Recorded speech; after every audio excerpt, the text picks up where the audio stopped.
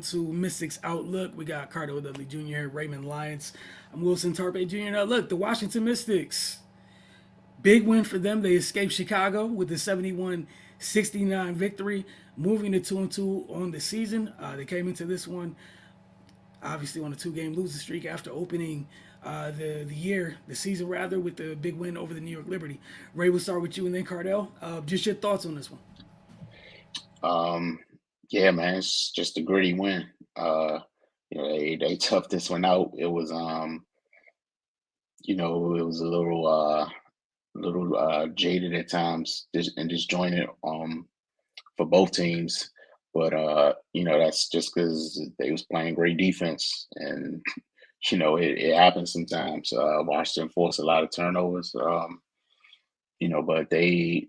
Chicago was pressuring them as well. And Washington just made enough plays to win. They had a spurt in the middle there where they went up by 16, but Chicago walked that down. So and then the Mystics had to go back to work. But what we saw in the opening game, their defense at times kind of carried them through. When they couldn't get shots, they were able to get stops at the right times. But they had the great equalizer in Elena, man. She just went to work, creating mismatches, for Chicago to adjust, and it just still couldn't do anything. They had to resort to, putting their most athletic player on her to at least try to bother her. She was still very effective. So, yeah, man, it's good to have one of those players we could just give him the ball and let him make something happen. Um, but yeah, it was a tough win, a win that they needed. You don't want to drop three in a row. Man, Ariel Atkins, she struggled shooting the ball, but she still defended, and she made the key play at the end when she got her own rebound, kicked it out to Elena to hit that three to put the Mystics up, in the final minute, and they were able to hold on. But yeah, man, it was yeah, it got rocky for a second there, man. But who was that? They hit that three in the corner. Amanda Zalibi, just stopped the bleeding, and they were able to regain their footing and stretch the lead back out to 7 from there. But yeah, they just got to clean a couple things up. They got to start making some shots.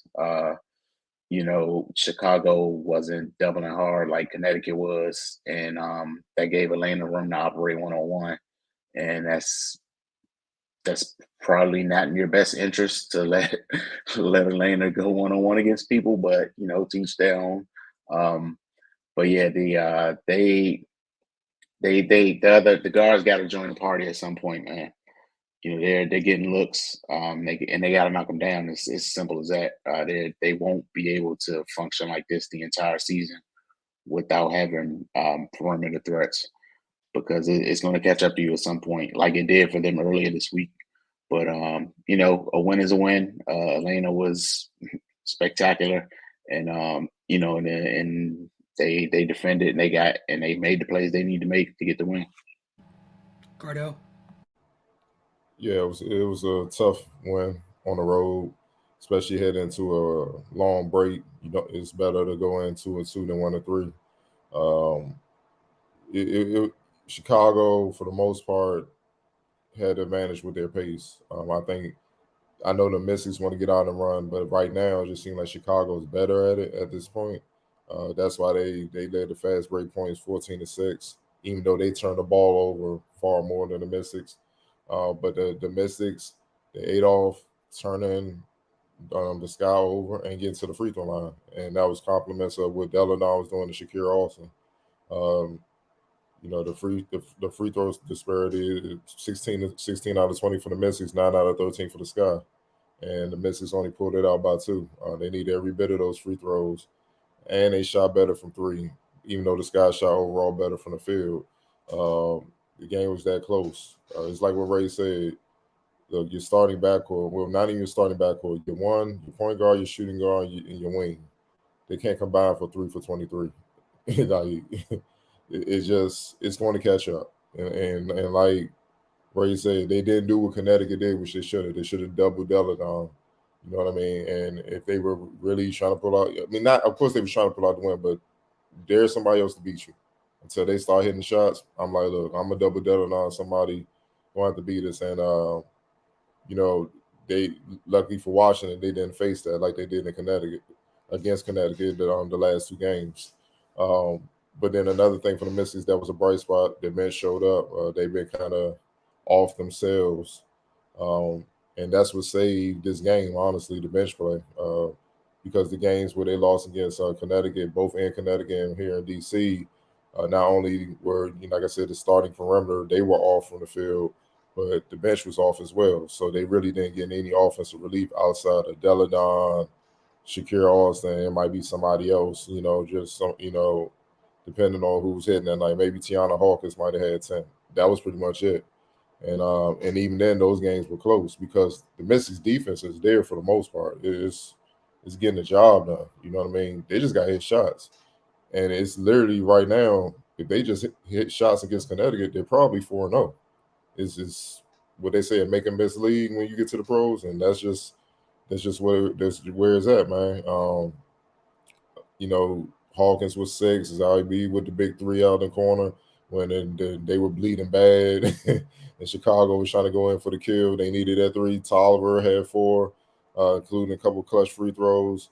Shatori Walker hit a 3, and even the youngin, the rookie, Ming, she no conscious, knocked down that top of the key 3. You know what I mean? So that's a bright sign that they're starting to figure it out and understand, how to contribute when they get their minutes, man. Now you look on Chicago's side on the bench, 14 points. So, they kind of look how the Mystics look against Connecticut the last 2 games. But all in all, man, you can't knock it. They won. At the end of the day, if it's about 1 or 20, it's a win. It's a win. They needed that. They got a nice long break to try to figure out the offensive woes, man. And it's not even just execution. The plays they're getting wide open shots. They're getting very, very good shots. It's not that the offense is predictable or they're not executing or whatnot. It's just when they get the shot, they got to put them down. So, I'm predicting in practice is going to be a whole lot of shooting on the gun, a whole lot of it, and every day, so they can be ready to go in the next game. But all in all, good win. Like you guys said, sometimes it's just that simple of knocking down shots. You had guards that we've seen in this league, that trio we've seen at different times. Just missed shots they've made on a regular basis. Brittany Sykes has made a living off slashing to the basket since she's been in this league. And, you're going through it when she's missing bunnies. Ariel Atkins kind of usually, death taxes and her pull-up jumper going left usually, right? That's a little out of sync right now. And Cardell, I like what you brought up, that point. The offense is working. People are getting good looks. Even on the play that's essentially turned out that led to the game-winning shot. They ran something. Atkins pops open in the corner, gets a good look. And as a lefty, that's a great look from that corner. As a lefty, you guys know how hard it is to contest lefties. And she misses, she fouls a shot, gets it to Elena, who does what she does. But again, just great look after great look after great look. I think just one of the difference in this one was you didn't. One of the things, I think one of the games against Connecticut was kind of like where were they defensively on the perimeter. You can't have both things going on, right? Like obviously you don't want either thing to happen, but the defense you can't control. And I thought they did a good job of staying in it. Talking about the perimeter players and starters, staying in it mentally and physically on the defensive end, even though stuff wasn't going right offensively. Because I think was it the first or the second Connecticut game where shots weren't falling and defensively they just weren't together. I think it's the first one. Okay, so I just remember one of those games where you had both things happen. It was like, all right, look, you really can't have all of that happen together. It's almost like a double whammy at that point. But like you guys said, a win's a win. They get some time to figure some things out. You're 2-2. Player of the game, guys. Elena Deladon. All right, look, I figured that one was easy. Ray, do you have a challenger? No? Okay. Move No, on. sir. All right. X Factor. Shakira Austin, the hometown girl. hmm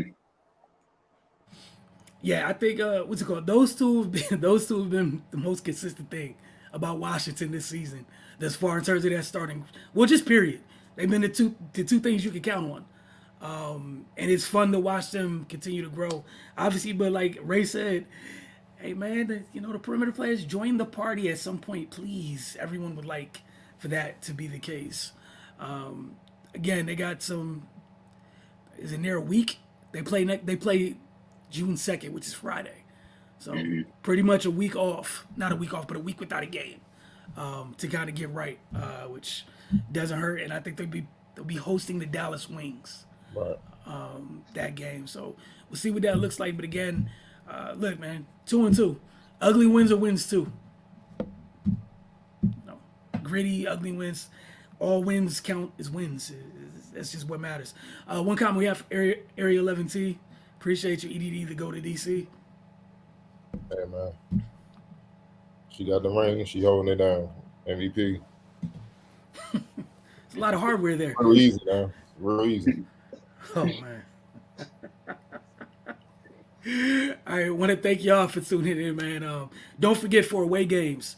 Join us in the playback room. Follow us on Twitter to make that very easy, so you guys know when that is happening. But for away games, we're in playback. Come watch a game with us, hang out with us, and then we'll all come here and continue the conversation here on Mystics Outlook. Rather, I'm sure we'll be talking Wizards this week on the Focus. But this has been Mystics Outlook for Cardell, Ray, and myself. Y'all have a great evening.